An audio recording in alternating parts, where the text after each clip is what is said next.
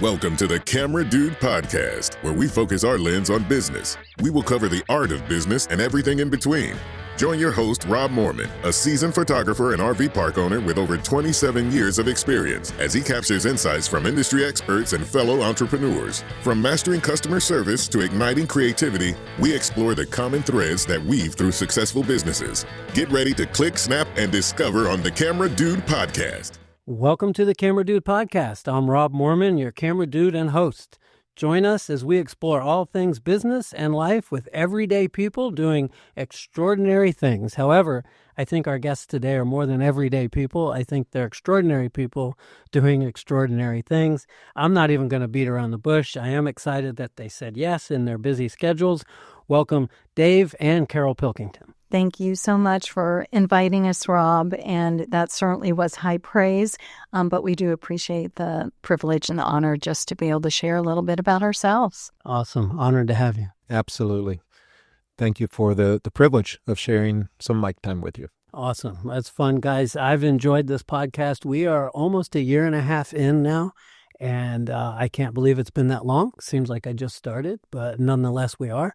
So it's a good thing. Tell us a little bit about yourselves, guys. Tell us your family, where you're from, where you're born, wherever you want to start. Well, I'll start because I'm the youngest. Ladies first. All right. Ladies first. Well, I'm from Pennsylvania, but I basically, both of us have lived in Florida for over 50 years. Oh, you're Floridians now. We're Floridians. That's the way we feel.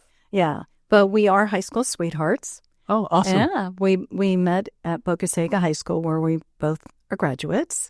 And we celebrate our 45th wedding anniversary in June. Awesome. That, to me, is something to be praised. Long marriage, good, healthy. That's incredible. Kids? No kids? Family? Well, we have two children. I have two. Do you have any? Yeah, we both have them. We have a boy and a girl, and we love them dearly. And once they became married, we gained two more children.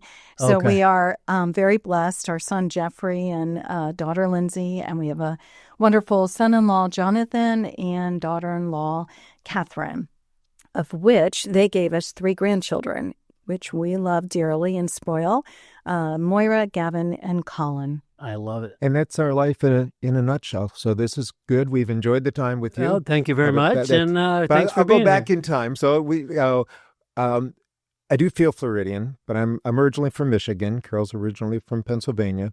I was kidnapped when I was 9 and brought to Florida. Love it. It was awesome. I'm very happy that it all happened that way. So what I remember mostly from Michigan is, for no apparent reason, I root for the University of Michigan, even though we left when I was young.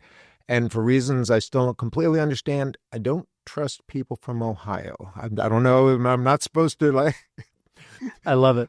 but isn't it how college sports, even Yes. when you're young, the rivalries, it's crazy. It's kind of a subculture. My brother-in-law is from Ohio, so obviously I do love people from Ohio, but it is kind of funny Yeah. to have that little sense of I must root. I was from here. That's what competition's I about. have to. Yeah, but college people, a lot of people never get past college in their own mind, and so They hold that forever. They honestly do. they absolutely do. The biggest thing is the Michiganders, and you don't drive like them, do you? I just, us native Floridians, we worry about all those from Michigan.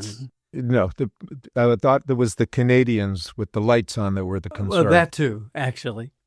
All right, so everybody listening know we love people from Michigan and Canada. And I must Of say, course. my mom was born in Canada. So Oh, very cool. if they can't see me to see I say that with a wink in my eye when I make Yes, comments like of course. that. I love it. So, Well, yeah. that's a good thing. Well, hey, to our listeners, I want to say the reason why I chose Carol and Dave was so that we could have jokes the whole time. But no, actually, as a professional photographer, I've been honored to be a part of a lot of fundraisers and galas. At Moorman Photo, we have four now, that we do anything for anytime they ask. And so if they have a gala and they need to hire a photographer, what would normally be a $1,500, $1,800, $1,900 night costs them absolutely nothing. And that $1,500 to $1,800 can go towards their cause instead of hiring a photographer to do that. If it's a massive one, we do the Ronald McDonald House fundraiser, the Tampa Bay Charities. And I've done that for almost my whole career, nearly 30 years. And it's so big that there is a fee on that one, but it's literally half of what it would normally be. And I do that because I want to. They don't ask. I just want to be there and give back. So when I'm at these galas and I'm working, the two people I see the most are Dave and Carol Pilkington. And I find that fascinating and interesting. So I know that they're active in that community, and your career kind of helps support those charities. So let's talk about that just for a little bit, and just tell me a little bit about that. You guys are always in support. Tell me what you're doing. And if I have it wrong, tell me. No, you don't have it wrong. It kind of goes back to the foundation. So it's an offspring of what we do. Okay. So we kind of need to go back a little bit in time. All right. So if we could, when I first got involved in business, I graduated from the University of South Florida, and we kind of joked about college. I'd have to tell you that education-wise, the high school years were the best. Okay. Mainly because that is where I met Carol. So those will always be my favorite years. But when I love it, when I went to college, first it was something that I thought was a state law. There was never a question in my mind I was going to college. I didn't realize there was an option. I was the fourth in my family, and I was raised in a family. It was a household law. It was our family background. Yeah. So before we fast forward to what we're doing now, we have to go back to the foundations that were laid. I agree. So, in my family, you got to start with the fact that I had two amazing parents. Couldn't have been better. That's always a good thing. My father was my hero. I looked up to him. He had great advice. He was honored in what he did, and I've always sought to emulate him. And if I'm I look like him. But beyond looking like him, if my life reflects him, that's what I want. Love it. Because he was my hero. He just was somebody I wanted to follow in the footsteps of. That's beautiful. I love hearing that. But if my father was my hero, because he gave me the path towards business, my mother's probably my heart. So my mom is a servant. She's compassionate. She gives. She was always in a supportive role, as long as I can remember. So my dad was my coach in baseball. My mom was a scorekeeper. We did everything we did.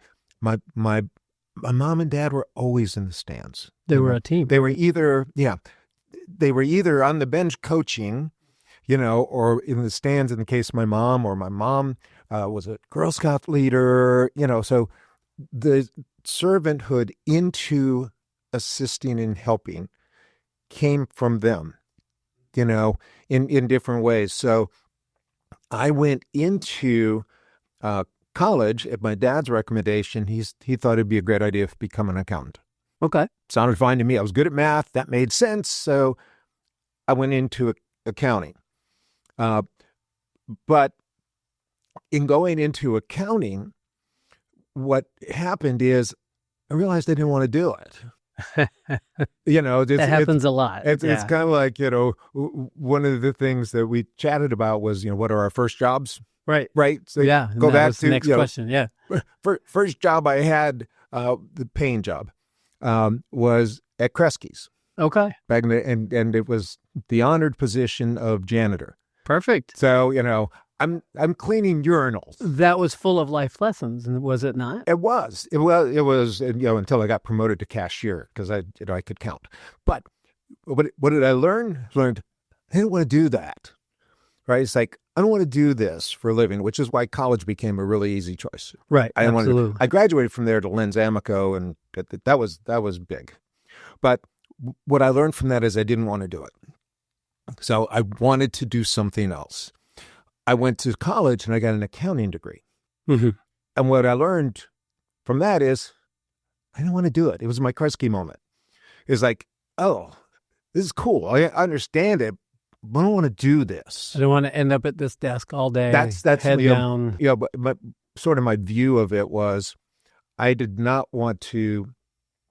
My job couldn't be finding out if somebody else made a math error, which was kind of my simplified view. It's like, Yes. I'm going to check up on you and see if you did stuff right. Glad you're not doing my taxes because there's a lot of math errors. Yeah, well, I do my own taxes, which is frightening too.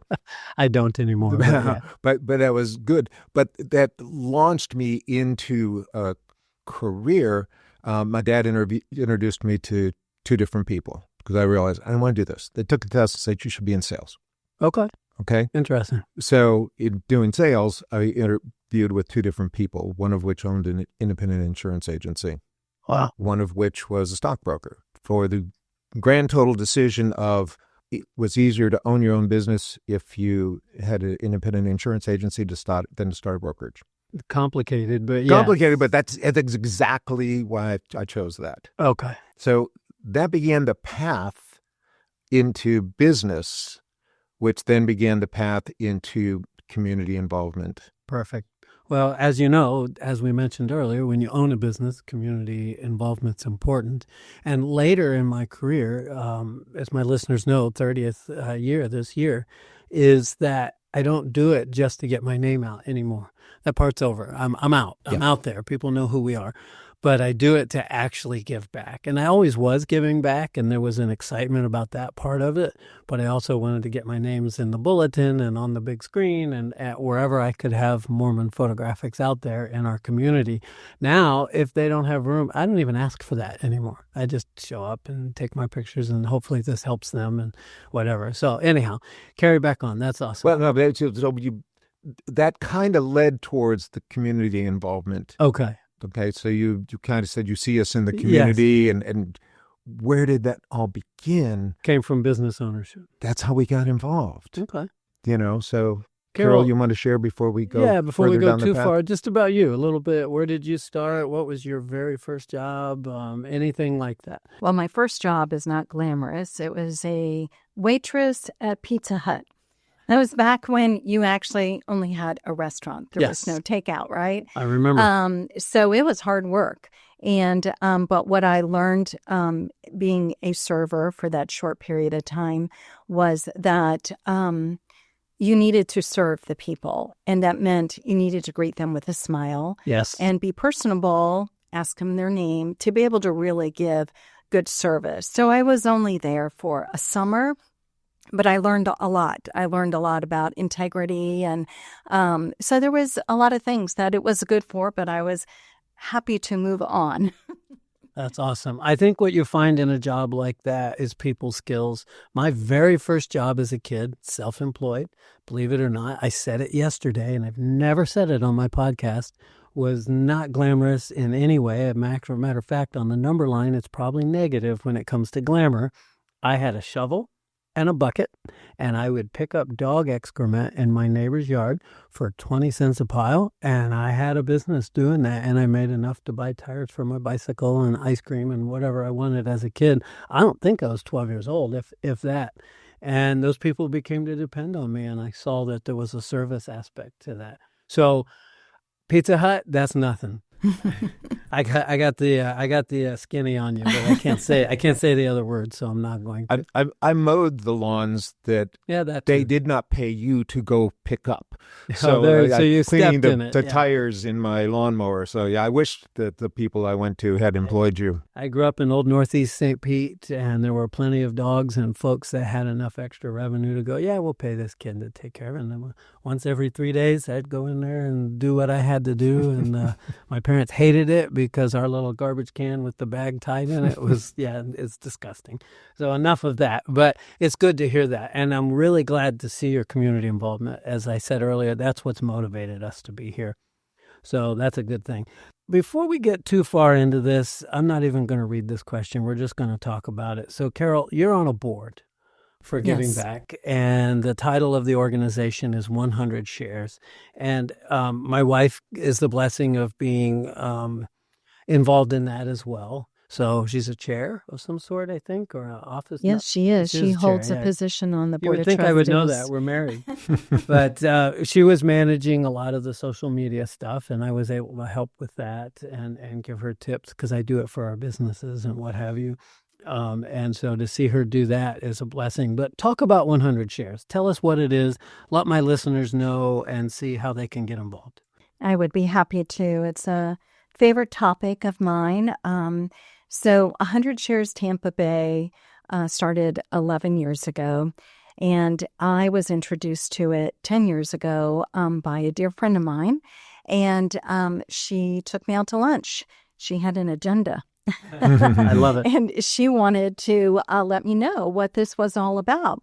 And so she started talking about it, and she said it was a giving circle. So I don't know about you, but I did not know what a giving circle was about. Sounds funny. So as Dave had talked, we started our community involvement back when he first was in business.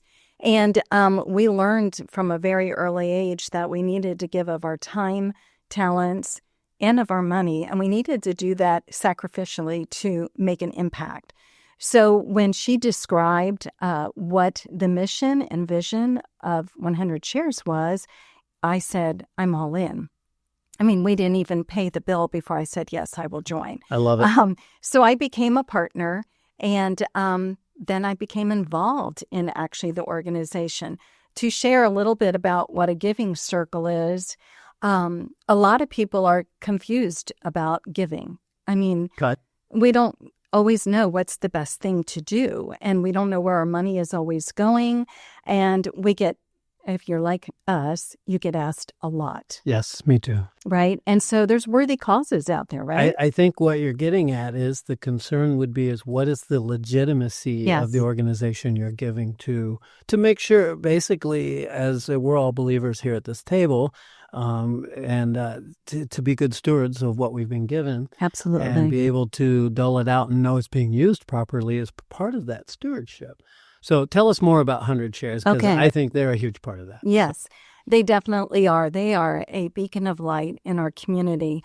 So 100 Shares Tampa Bay serves Hillsborough as well as Pinellas County. And we are a giving circle, and it was started prayerfully by a very small group of women who wanted to have a vehicle for Christian women to join together to give joyfully, to make an impact for God in our own community. We all live here in our community. Why not reach out to the very people that are in need? So one of my favorite Bible verses is Nehemiah 8:10. Mm-hmm. The joy of the Lord is my strength. So basically, as a leader, he was saying, you need to eat, drink, and serve the people who are in need in your community. And that basically fits 100 Shares. So we exist to give out money, which is fun, right? Yes, it is. So to be a partner in 100 Shares, we partner with like-minded women who agree to give $1,000 a year. So in partnership, what we do is we help elevate small Christian charities in our community to take the very next step, who actually serve the needs of the people that are in our community, the Hillsborough and Pinellas County. But it also gives awareness for our partners to those communities. So to explain the process is that I am never going to be able to in my lifetime give away $1 million. But since the conception of 100 Shares, we have granted over $1 million into our community. I was part of that. Say that again, $1 million. Over $1 million. But I was part of that. My $1,000, and by the way, my husband is also a partner. Love it. So even though we're a giving circle of women, we do allow very good men to be part of our circle, and we welcome them. So that's why really I'm not awesome. a member. They wouldn't let me in. Oh, no, they would. I was blacklisted. Again, no, I'm We're joking. going to take that off right now. That's an absolute joke. Actually, my wife was a member first, and I just wanted her to be able to shine in ministry. Absolutely. I'm a very outgoing person, and the poor girl always lives kind of behind my outgoing loudness and in my shadows, and I never meant for that. So Well, I she's like there that doing because women need to be empowered. Yes, More agreed. women are in charge of their finances than ever before. Yes. And so we have power to give away this money. And as Dave talked about, we've been involved in charity organizations, and I know he'll share about the business part of it, but as we give, I just showed up, okay? And I was part of the galas. I even knew how much money we were donating, but it wasn't really part of me. So there's an empowerment for women making those choices for where their money goes. And so I wanted them to go to Christian ministries that spread the love of Jesus and help those in need. Love so it. that's why I became part of it, and I love serving on the board of trustees with Tina, and I really am looking forward to getting to know her better. Awesome. Well, I'm blessed to hear that, and I'm glad she's doing it. She came to me and says, yeah, they've asked me to be on the board. Before she finished, I said, do it. That's awesome. Go do it. Yes, So- all men should say that. Go do it. Well, I mean, why not? We have to live our lives together as a team for him, and he's the glue that holds us together, and that's the ministry that he's doing. And you guys are looking at all these different ministries, and you have a whole process that you go through in order to pick and choose each year. Yes. And they apply and so on. And so it's been a really good thing. We'll probably ask this again, but where can they find, if someone listening hears the words 100 Shares, they're usually invited, but how can they just go and take a look and see what it's about? Absolutely. You can visit our website, 100sharestampabay.org, and there's several really great videos on there. I'm a very visual person, and we can go to websites and read about organizations, but I like to see the faces. Perfect. You need to see the impact. I mean, we have given away $100,000 grants to organizations that never expected to be able to be gifted that amount. So get on board and check it out. As photographer at the event, I get to see all volunteer, by the way. 100 Shares is one Yes. of them, but I didn't mention it earlier. I wanted you to mention it now. Is the joy on the face of those that are there accepting that particular day that they applied, and the board toured the facilities a couple of times, if I remember right, and then made their decisions to who's in and who's out. And by the way, sometimes the following year, somebody that might have been out is now in, and it's just a matter of a need. And this board makes really educated decisions on who they pick for that particular year. And I respect that. I love that. So I get to see, anyhow, back to the photo, I get to see the joy on their faces. And I like the fact that you said joy, because it truly is a joy. But what is a hidden blessing that we have found Please. is that our partners get to know about all these ministries. So even if, and we prayerfully go forward to God about who the choices is for the grants, even if some ministry doesn't get that grant, they have been exposed to our partners, and our partners draw alongside them, and they volunteer, they give money, and it's just an awareness. Like you said, we need to know what's going on in our communities to know how to serve them. And this is one way. On this podcast, because it's more business, but today I chose this topic and having you guys here, and happy to. There's a lot of networking talk going on. Even the different partners that are there, and all the other organizations, they're there together, whether they're awarded that or not. They're networking amongst each other as well to help. And networking goes along with ministry. I mean, you still Absolutely. have resources you need and other. So I love the fact that I see them all networking with each other and going to each other's booths at the luncheon and talking and, hey, how are you doing this? I can hear them. I'm wandering around doing what I do. And so I'm listening, and I like to see that. Well, that's good. We've picked up some of the charities, as Carol was referencing. So we individually, outside of 100 Shares, are supporting some of the ministries that spoke to our heart that we didn't know existed. Wow. So it's a blessing for us, and for them, they're exposed to more people that are like-minded. I love that. Okay, that makes sense. So the ones that are there will also pick up another charity, if you will, Without a doubt. and also assist, go alongside them basically, and support them as well. Tell us a little bit more, Dave, if you can. That's kind of a open question, but there's a ton of business owners out there. So charities in general, overall, aerial perspective, I see the benefit in it, but tell us how a business owner could get involved and actually give them a why. I mean, what's the point and purpose of why would I take an extra Saturday and go to an event and buy a whole table or sponsor or donate something to an auction or put on the whole thing for an organization? Well, let's take it back in time for a moment. Please. Because how did I end up starting on this path? So I referenced the background for college. Yes. And in fact, 4 years after I graduated from college, we did start our own business. Excellent. So Carol and I, from the time we were young and from the time we got married, we've always given. We've always supported. We were raised to. It's biblical. Same. Yeah. I mean, Old Testament, the references to supporting the poor and the hungry, leaning the gleaning fields all the way through. Widows, the whole. It is just the call is there, and the New Testament takes kind of one more step, which is the compassion piece of it. Mm-hmm. I like that. So we learn the compassion side, not just giving to, but supporting.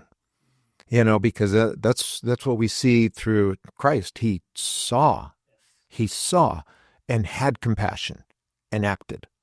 And so we've always had that in our mind. So when we started our business, we tithed from the profits of our business and gave it to the community. Love it. So we supported multiple charities in that way for multiple reasons. One, the foundation I just shared. Mm-hmm. It's right. But it's also there, but by the grace of God go I. Yes, agreed. The very first charity that really brought us in was PARC. Okay. Which is a program for developmental disabilities. And before we actually started the business, I was introduced to Bert Muller, who was the president of PARC. And I was introduced to him, and in talking to him, we had a lunch, and I'm a young guy. I'm like 22, I think, when I first met him. It was 1982, I think it was. And as I met him, and I immediately grabbed on to what he was doing. It was great. So I said, Bert, what can I do to help? Love it. And he said, we're having our annual golf tournament this weekend. We need people to help clean up afterwards, because it was held in a big tent outside of Bardmore. I love it. And I said, I'm there. Yes. So instead of going to an event that was all dressed up, Yeah. we showed up in jeans and T-shirts and collected trash. Carol and I cleaned that was up our the first trash. thing. So it was far from the park black tie, which we later got a chance to attend. Yeah. And, Yeah. And I wore my sequin gown and everything. But it was far away from the glitter and glamour. I love the humble nature of you giving that way. It's just as humble as Jesus was in but so that's many how ways. people have to start. You have to start somewhere. You have to first recognize we're not that important. Step back, give of yourself. And at some point, then you'll be able to give more financially as well. But give, help, be engaged and involved. So giving, really brief, don't forget your thoughts. Giving could be time, talent, skill, resource, and finances, which is a Absolutely. resource. But It is. But could it ultimately be all of the gets above there. or one of those. And influence. Influence, yeah. Because by leaving, as we were raising our children, guess who also came and helped pick up trash? Yes. So yeah. So you were raising your children to Yes. see that giving back to the community Absolutely. and the Christ-likeness of it and all of that. Begin where you're at.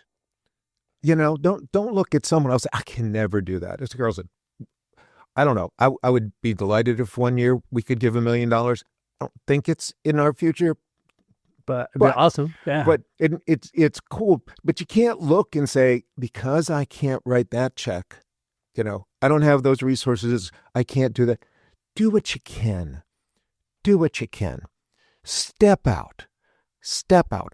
Open your hands. What I like this conversation here, where my mind is going, I've kind of pushed my notes away at this point temporarily, but a lot of people would hear that and go, oh, this charity's just got their hands out. We're not talking about a specific charity. No. We're talking about the act and care, kind giving of giving back and being able to support others at an emotional level, physical level, and sometimes financial, whatever it might be, to do that. I love that. And I wanted my listeners to kind of separate that, to understand that it's not some organization with their hands out and most of the money's going to a CEO, blah, blah, blah. That's Absolutely. not, Oh, no. we're talking about the gift of giving. Not where we're engaged. And the ones that we're involved in, they're right here in our backyard. So Yes. that's that connectivity that we want, is we want to help those who need it right in front of us. It's great to be able to support something that's in another state Right. or nationwide, but it's more important those in our own backyard. If we all worked in our own backyard, there wouldn't be a need for nationwide giving because it's all Yes. happening at a local Absolutely. level. And I agree with that. I love that. So I grew up, and I told you my dad was my hero. Did he actually grow up, Carol? He said he did.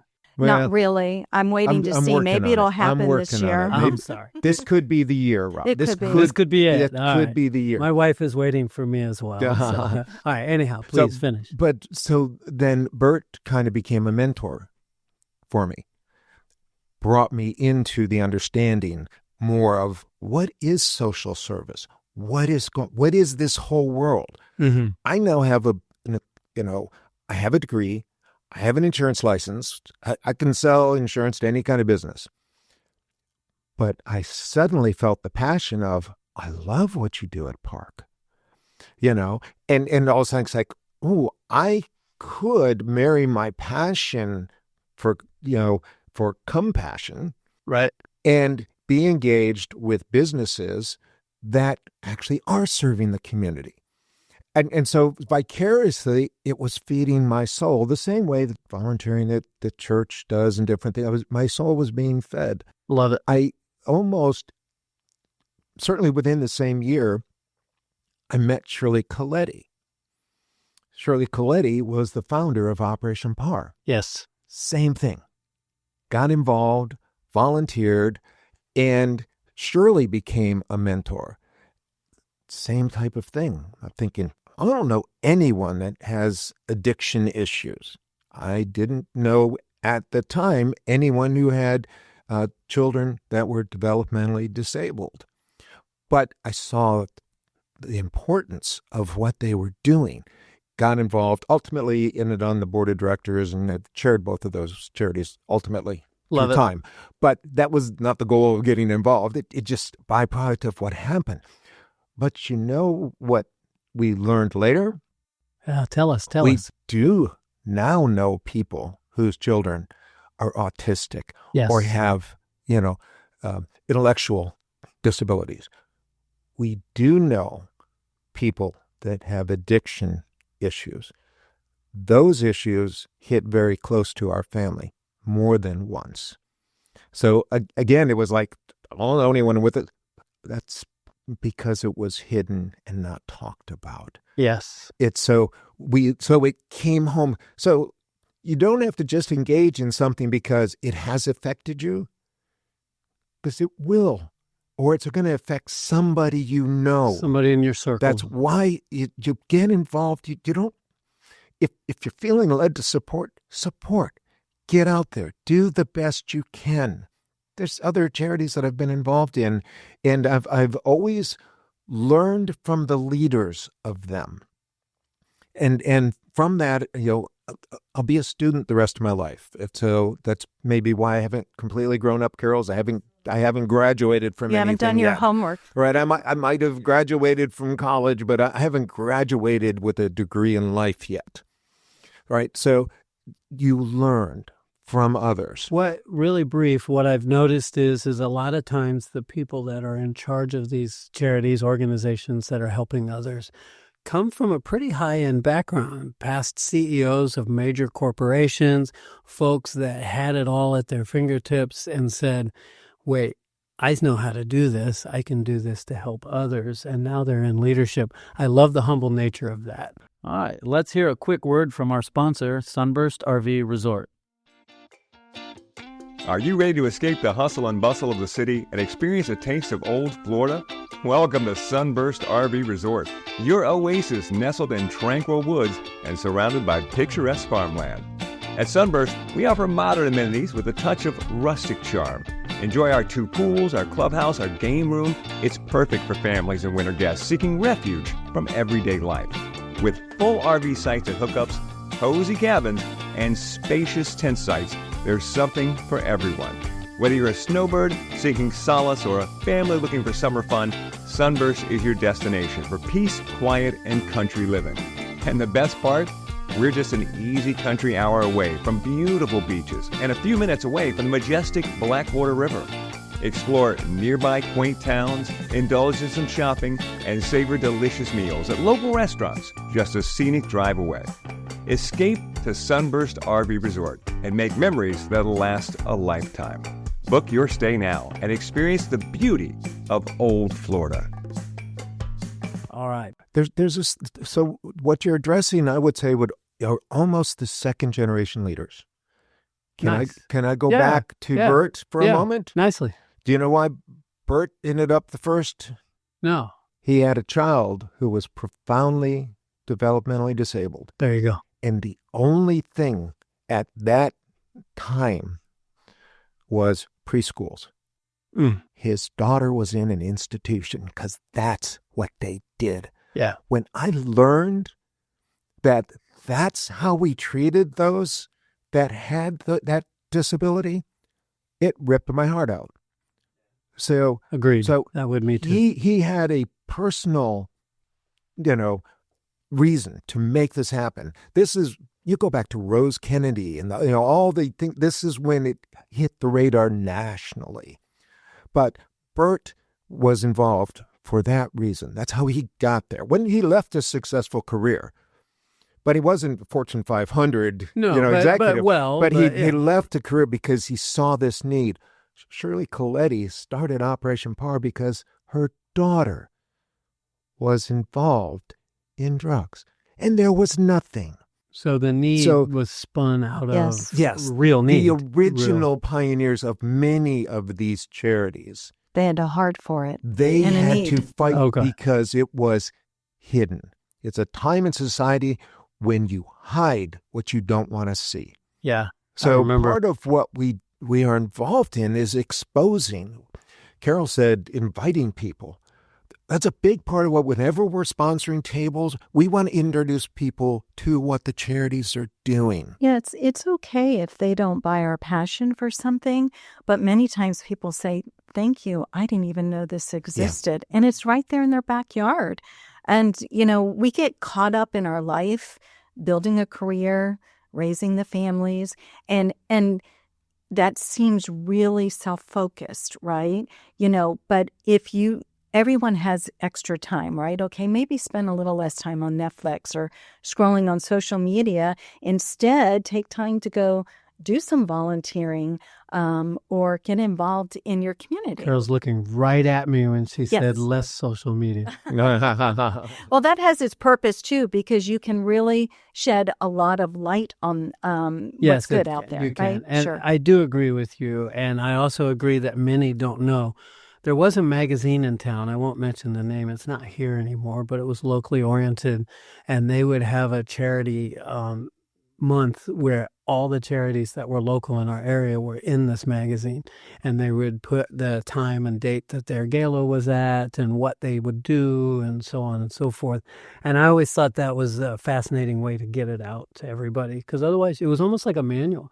You either plan your year to go to these things, give back, volunteer, whatever, by flipping through the pages and know exactly when they were, rather than having to go to each individual website and figure it out. It was all in one place. So it was kind of a phone book, if you will, for all of these. That's a great idea. But we have found that just pick up the phone and invite someone, because when you get an invitation to something personally from someone, that's telling that person, I'm interested in, you being a part of this.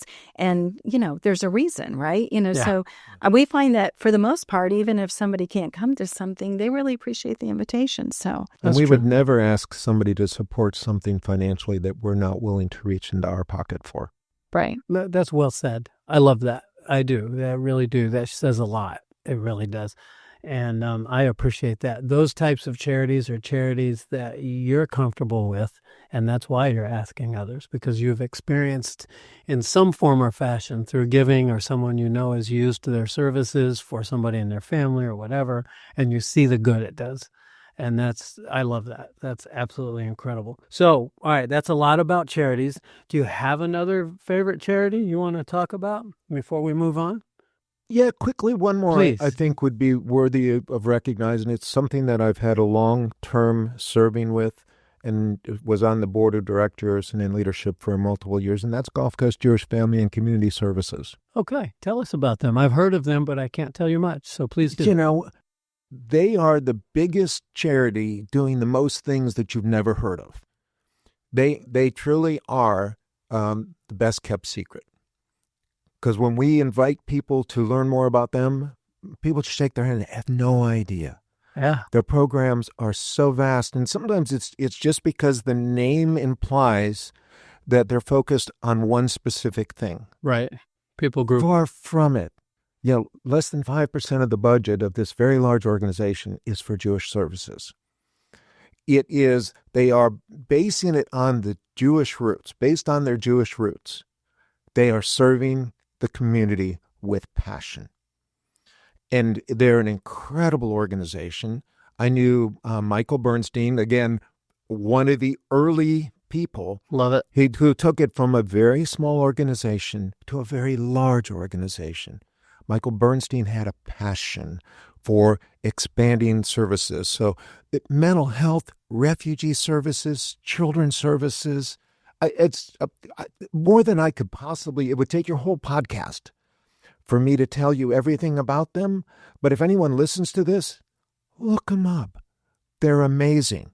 And Michael Bernstein had an incredible impact on me. And I felt, just called to serve there and loved my time serving. We still support them. Awesome.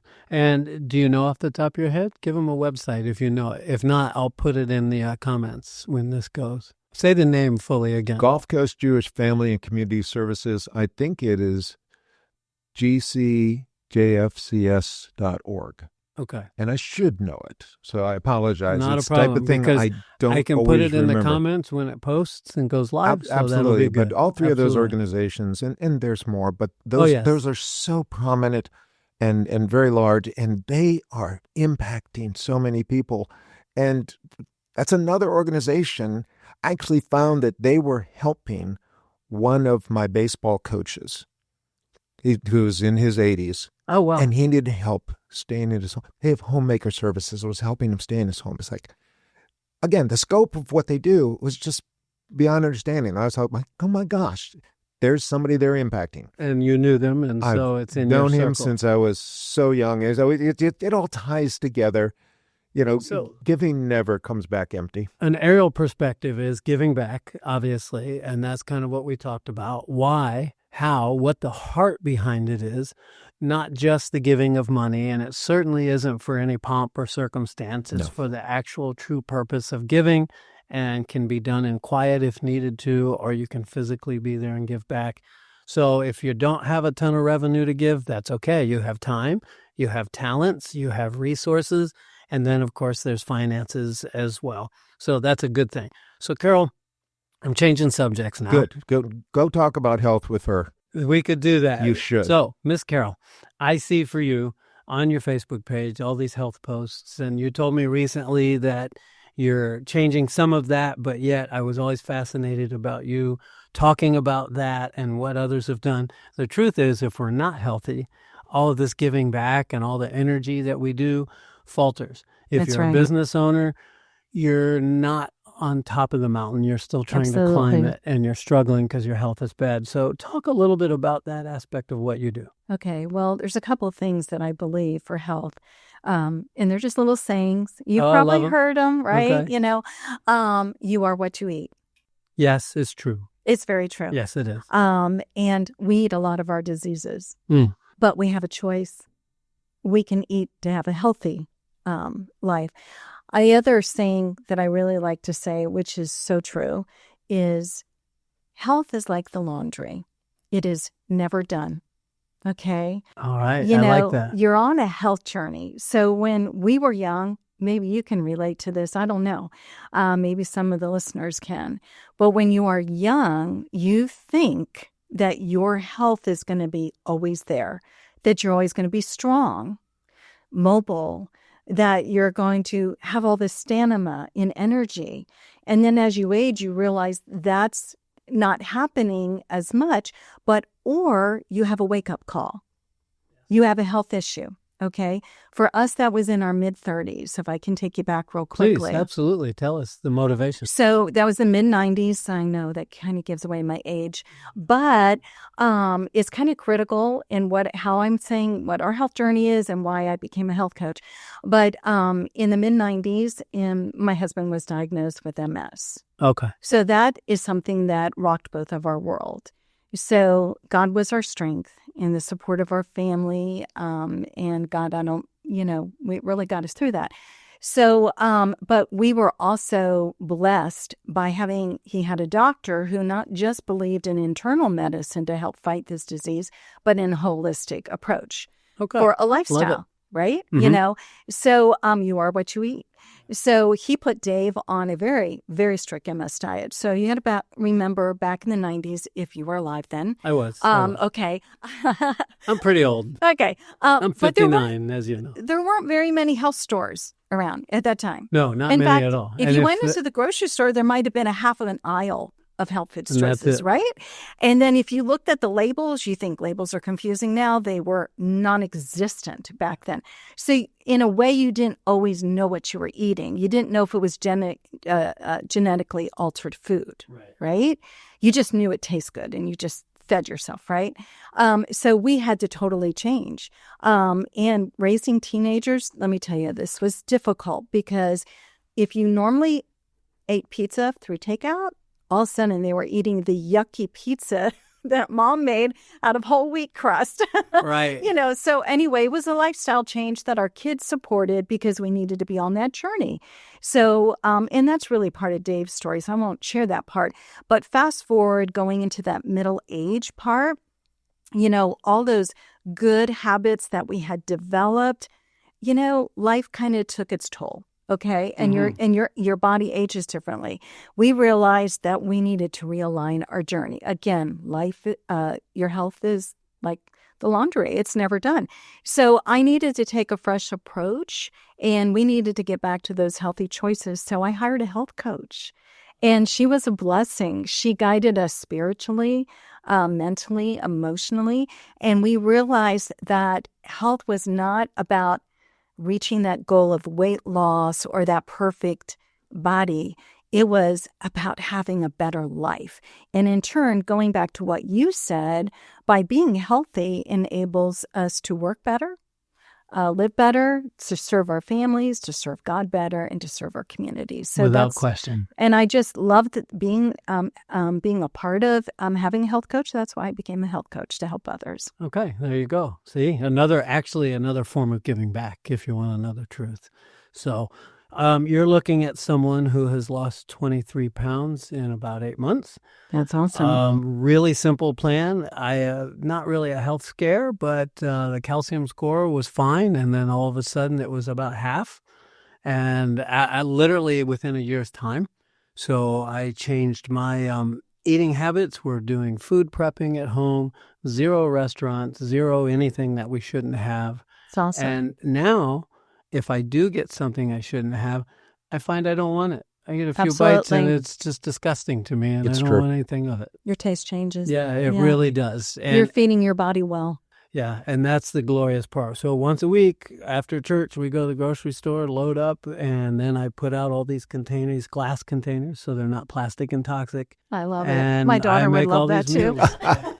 Yeah, and less plastic for the landfill Oh, on top great, of that, which is a great. good thing. Oh, that's being health conscious all the way around. Can you, without sharing names, of course, do you have a really fun success story maybe? Or I do. Okay, please I share. do. It was a young man, and actually my husband is the one who was bold enough to reach out to him. He was very overweight, extremely. He was heading down a very dangerous path, and he was very young. He had a wife who had a disease and a young child with special needs, and he was an entrepreneur. He was building his business, and my husband was bold enough and say, hey, I think you need some help. You need to be around for your family. You need to live. And he was like, thank you you're the only person that ever told me I need to do something. Wow. So he connected him with me, and we got together, and I'll tell you the amount that he lost, but really that's not the true story. So he lost 150 pounds. Excellent. So, but when someone needs to lose that much weight, you have to make them realize this is a health journey. Yeah, it's The not goal- overnight, right? It is not overnight. It's going to take hard work. And the goal is when you're done, you're still on a health journey. Because if you do all of this and you go right back to your unhealthy habits, you're going right back to healthy habits of disease, not healthy habits. So we just started in small increment goals. People look at the big pictures. They want to know the numbers. They want to get into that dress size. They want this image out there. But what they don't realize is what they need is the healthiness inside them for their health, for their life, right? So at the end, and he has maintained this for over 5 years. In fact, he's gotten healthier. He found that it helped him in his business. It helped him manage his family, and be a better husband and a helper. Overall, it just improved his life. And one of the things that I always treasure is that he said to Dave and I both that it really helped save his life. So awesome. that was really awesome. Because you spoke up, Dave. You had the knowledge, ability, and tools to help him. And I think some people, if you know someone, you might be fearful to speak up because they might take it wrong. And they might, actually. They might. So it was a very brave quest that you had to ask, and a really strong quest for you to, theoretically speaking, hold his hand through this process. Right. Mm-hmm. And now you see the success. He's going to be here for his children's wedding. Absolutely. And the whole thing. It's really something remarkable when you can have an impact on someone's life for good, and it just spurs you on to do more. I love that. Equally as important are those that lost 15 pounds, but True. learned to eat healthy and get the. And that's so why I it's said not it wasn't always about the number, right? Yes. The big story. Sure. Those are the headlines. Yeah, right. Those are the ones that are huge success stories, but there's someone else that struggled. So many more. I went through a ton of stuff, and I won't go into it here, but my father had passed away and left behind a big estate to settle. It took me 10 years. And so I started eating and coming home and having an adult beverage. The stress was high. Here's a simple guy with a small photography studio going against these big banks and lawyers and all of these people, and it took a toll. I did learn something that I could do way more than I ever thought that I could do, and stand my ground and run business. I ran it the way I ran my business, basically, and it goes to God first and then everything from there. So I have to say, but as a result of that, I had put on a ton of weight. I had some old pants that I intentionally kept. I put them in a bag and hid them under my bed and said, I'm going to get back in these. I love it. I'm wearing a pair right now. Oh, Hey, I bravo. love it. Thank you. Congratulations. It's a good feeling, isn't it? It is. And it wasn't about the pants. It was just I wanted to get back in those. I was mad. They were relatively new, and then I blossomed out, and, it was too much. Yeah. So I was like, I'm going to put these back on. That's so great. that's good. So Dave, tell us, first, Carol, before we move on, if you're wanting to, I know you don't do as much. It's more time than desire. Do you want to tell people, in case there's one person listening that's really struggling, even if you can't do it, you can get them in the right direction. How can they find you still as a coach? Well, certainly you can contact me on Facebook. Name's Carol Pilkington. I'm also on Instagram, and I can help you that way. But also, I'll just give you my phone number. It's 727-543-5111. So as a health coach, I build relationships. We just chat on the phone and we just see if what I have to offer fits for you. And then we go for it. I love it. That's awesome. Well, if there's somebody listening that needs help, I certainly recommend the Pilkingtons for anything, actually. But if you're looking for health, give Carol a call. Dave, tell me more about your insurance business. Just tell me about it. Are you still doing it? Are you in it up to your eyebrows? Have you sold it? What's happening? Oh, he is really up to his eyebrows. Okay, I love it. I have a little bit of all of the above. Okay. So we did end up selling our own company, Pilkington Insurance Agency. We did a very simple-minded Pilkington Insurance Agency. It's like back when we formed it, that's what it was. We all sounded like law firms. There weren't clever names. You just named it after yourself. Not much more than Moorman Photographic. There you go. There you go. You always knew where I worked. That name is important, though. But it was when we started the business in 1984. There were myself and Carol. So that was it. We formed the corporation. So I was president. Carol was vice president. My dad was treasurer. My mom was secretary. So I love it. All right. Family affair. It truly. really was. And the Partridge Family. And it was an incredible blessing to us to do that because when my dad did retire, he joined me in the business. And for a while, my brother was in the business with us. Excellent. So we had, incredible time. And from the time I was wee small, I wanted to have my own company. Love it. It was just in my DNA. I wanted to sail. He's saying that he wanted to be in charge, just so you know. and that hasn't changed. I have that same personality. We're the same. I wanted to sail the ship. If I sailed it into storm, then I did. Yeah. I just wanted to do it. Win, lose, or draw, I wanted to do it. That's part of your makeup. And we did, yeah. But when MS struck, yes, it was time to step back. And my type A personality of, I'm just going to work through this. I'm going to work through this. And then, with a lot of encouragement from my wife, it's kind of like, stress is not my friend. This maybe owning this company is more than I should do. Okay. So we sold the company. And so in doing that, it took away some pressure that I needed to have to heal. So it was part of the healing process is Carol helping me with what I ate, but I also had to adjust what I was doing so that I had some balance in my life again. Okay. So that made a big difference. But in doing that, it's as a small business owner, you recognize the first thing you need to recognize is you're small. Yes. Right? Don't think of yourself as bigger than that, but you can have big impact if you're involved. And so you should be involved, regardless of what it is. You need to be involved. Get past yourself. So I am now a partner with Wallace, Welch & Willingham. Oh, very good. Ironically, the very company I left in 1984. We're with you guys. So thank you. You're welcome. We appreciate it. The very company we left in 1984 to start our own company. Oh. Is now where I'm back. I've been back there since 2012. Okay. And I'm full-time. I love it. It's my passion because I specialize mostly in not-for-profits and healthcare. I have other accounts, but so I'm fulfilling kind of a dual role.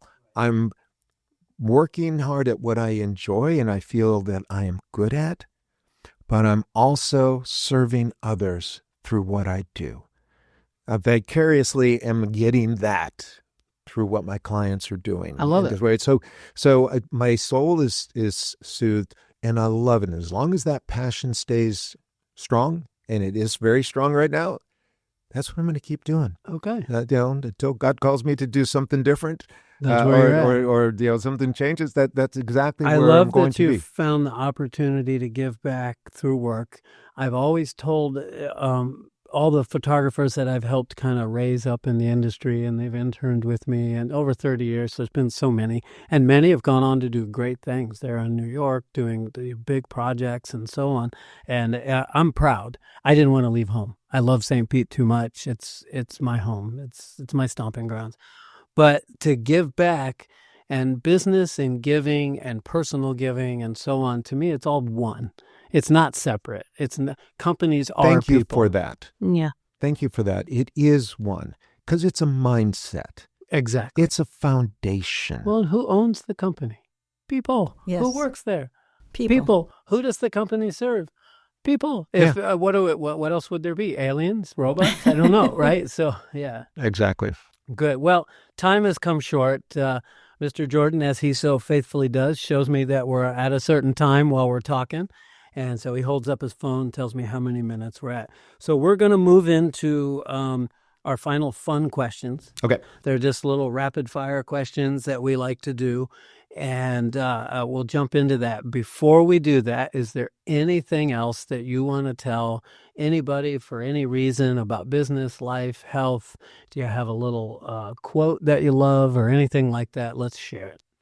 That's a quote, but let me lead Carol back to she has a dual passion that Please. she is serving to. So your background with music and how...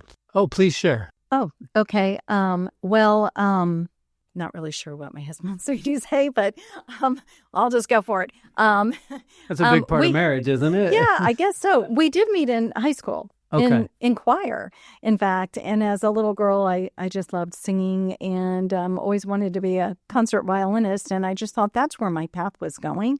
And it did. Was able to blend raising a family and with music by in service at church. So I taught everything from children choirs to bell choirs to adult choirs to and worship teams. So it's just been an integral part of our life as serving and praising God. So we've each married that together. In fact, we used to sing duets together when we were much, much younger. And that was a fun part. So we've each had a dual passion we've been able to complete. To have together. Yeah. Yes. So I I love that. wanted that shared. So No, I'm glad you did, and you should start singing again. Let's put together a recording studio. I don't know. As you have age, your fun. voice changes. It does. You're right. It absolutely does. All right, guys, let's jump into rapid fire for you. All right, what it's is the bonus round? It is. And so what is your favorite word? I'm going to give you two. Please. And then Carol Okay. as well. He's an overachiever. So I've always, because my favorite word, looking internally, my selfish favorite word is independence/freedom. Okay. Frank Sinatra. I did it my way. That's my second half of my dual personality. Favorite word is compassion, I love that. because that's outward looking, which should have been the first word I gave you, right? Well, Because not- I've learned. So not in that order, but I've learned, because I started with I did it my way, and I've learned compassion should always have been the lead. makes sense. We're going to back up. I have a question I want to ask. Sure.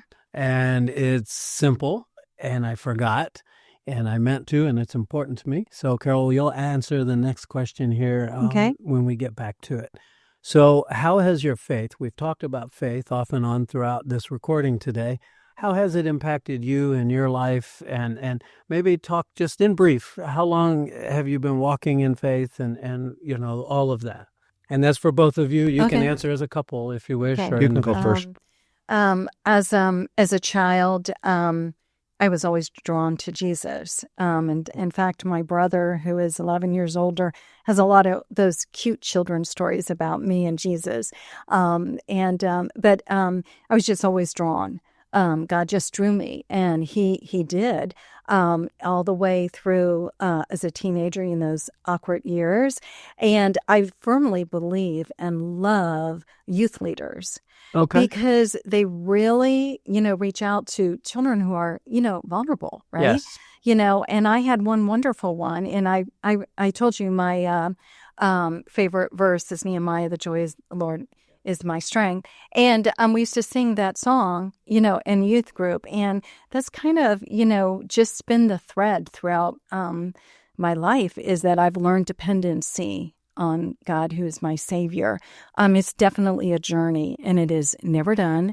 I am not perfect, but I trust in my Savior that will help mold me and transform me every day. We follow the one who is perfect. Absolutely. Because we're imperfect. I love that. So are we going to sing that right now? A duet? We'll pass. I'm trying. Thank you for trying. All right. So she answered that incredibly well. I would just add, you cannot separate the two. There are many that try to say, this is business. No, it's not. That's two-faced. You cannot separate the two. Agreed. You have to be who you are. Who you are in the dark is who you are in the light. They have to be the same. The same guy So they're on Sunday inseparable. has to be the same Yes. guy on If Monday. it's Absolutely. a foundation of your life, it needs to show all the time. Yeah. Mm-hmm. Mm-hmm. It's really a sign of positive fruit. And Yes. certainly there are people who believe they're new, so they may not have that in the beginning.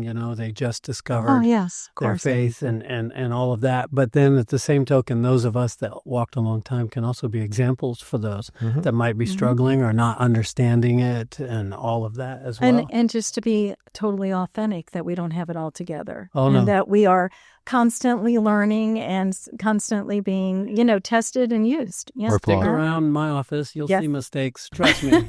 And then I'm mad at myself, but it happens. All right, Miss Carol, what is your favorite word? Joy. Joy. You probably figured I that love one out. that. Yes, but that's a good one. So what is your least favorite word? I'm sure a lot of people use this, but hate. That's I do hear it a lot, but it's accurate. Well, it is, but people say they hate things that are even like normal, like I hate apples. Well, that's a strong word to use, right? So I always taught my kids, don't use that word. You dislike apples. Right, absolutely. Hatred is terrible. I hate, but other than that, I dislike Yes. apples. Go ahead, Dave. So my least favorite is can't, Nice. because hidden behind can't is won't. Yes. So people say they can't do something because they won't do what it takes to be able to do it. And that one I hear, but I hear it from folks like both of you that are motivated, business, self, the word can't. And there's that old quote, those that say it can't be done need to get out of the way of those that are doing it. I was told early on that photography wasn't a career and this and that. And I went to the Professional Photographers of America convention, some 30,000 people, and I'm listening to these speakers, and these guys, not all guys, these humans, all have this massive life that they're living due to being behind the camera doing what they love, but also becoming passionate about the business. So that's my favorite quote. If anybody asks me for a quote, that goes right away. It's a good At one. the end of the That's a networking good meeting, one. they always say, who has a quote? And, boom, and off it goes. Those that say it can't be done got to get out of the way of those that are doing it. So in life, what turns you on? So I would say that things that turn me on is when I am involved with something that is speaking to my soul.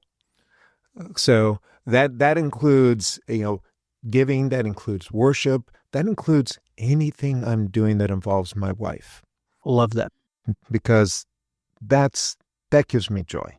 I love that, and my wife and I have that as well. So he's like, go hang out. And I'm like, no, I want to be with you. You're my wife. And stuck, It's kind of fun. So what turns you on in life, Carol? I think creativity and music, Mm-hmm. Love that. because they speak to me, speak to my heart, my passions, and emotionally. And in fact, being a musician, my husband did not get any of his children to follow in the business world, but one of our children did. And our son is a professional musician, so I get to live through him on that. Awesome. I love that. Well, but the inspiration, came Yes. from that. So, of course, what sound or noise do you dislike? Discord. I hate honking. I hate argument. I hate discord. That's the first one on this podcast, but please carry on, because I agree with you. It's so grating, because it reflects anger, and it reflects someone that is not comfortable in their own skin and is, reached a point that, Paul talked about the fact that he's content in all circumstances. Honking horns, discord, arguing, those are folks that are not content. They cannot find contentment in where they are. Sometimes it's a permanent loss of contentment, and sometimes it's temporary loss of contentment. It depends on from what I've noticed in people is that there's a fluctuate. It could have been a really bad day and they're stressed out, but there's other folks that's just. They live there. What's your least favorite? Well, my first always thought was traffic sounds, because I'm not a horn honker. So I'm always annoyed when people honk their horns. And honestly, that's just a thing, unless you really need to use it. Right. If somebody's sitting at the light too long because they're on their phone, then there's a problem. But it should just be to say, hey, wake up, not to, be that way. Sure. All right. So what profession other than your own would you like to attempt? Well, I'll answer. I think I'm doing what God's designed me to do. So I don't know. Again, I mentioned my early childhood thought of what I was going to do, but it's okay that I didn't do that because God led me into other things that have fulfilled me. I love it. And I find once you get there, there's no regrets usually. Absolutely. Because it's the way it's supposed to have gone and you left it. So for you, what other profession? I think I'm sort of doing it. I think I've got a dual career and profession right now. I was raised in a business family. Had I been raised in a family where social work was what they were doing, that would have been a very likely path too. So I had both in me. And because of what I do in the community, I feel like I've got two careers. I actually have a degree in nonprofit management. I took the extra step to do that because I'm involved in so many boards and different things. So passionately up. So I think I have two professions now, Rob. I love that. You're content being right where you're at, Yep. one on each side of you. That's awesome. So just for fun, this is more fun than anything. What profession would you not like to try? Anything that's mindless. So if it's not something that involves critical thinking and problem solving, then I could not enjoy doing that. No challenge. Yeah, I just need to. I've got a problem solver inside of me. That there's always a solution. There's always a way. There's always an avenue. Your job, find it. In whatever your job is. So if it was a profession or a job that doesn't require anything, other than just do it and go home, I couldn't do it. Said by all entrepreneurs anywhere, when are you going to retire? I can't. I got to do something, right? Same idea. Absolutely. And I need those challenges in life. Well, guys, we have to wrap it up. Dave, Carol, thanks for being here. It's great. I'd like to do it again. Maybe in a year or so, we'll reach out. And if you're available, that's fine. Carol's like, no, I don't want to do it again. It's scary. No, But it was fun. It is fun. It's a neat outlet, and we're enjoying it as well. So to my listeners, remember, always reach out to those who have walked the path ahead of you. They're a great resource. Until next time, stay safe, be peaceful, and always look up for your directions in life. Thanks for tuning in to the Camera Dude Podcast. Don't forget to visit us at cameradudepodcast.com for more episodes and exclusive content. Connect with Rob Moorman on moormanphoto.com to explore his professional photography. And when you're ready to hit the road, make memories at sunburstrvresort.com. Until next time, keep capturing moments and chasing dreams. See you on the next episode of the Camera Dude Podcast.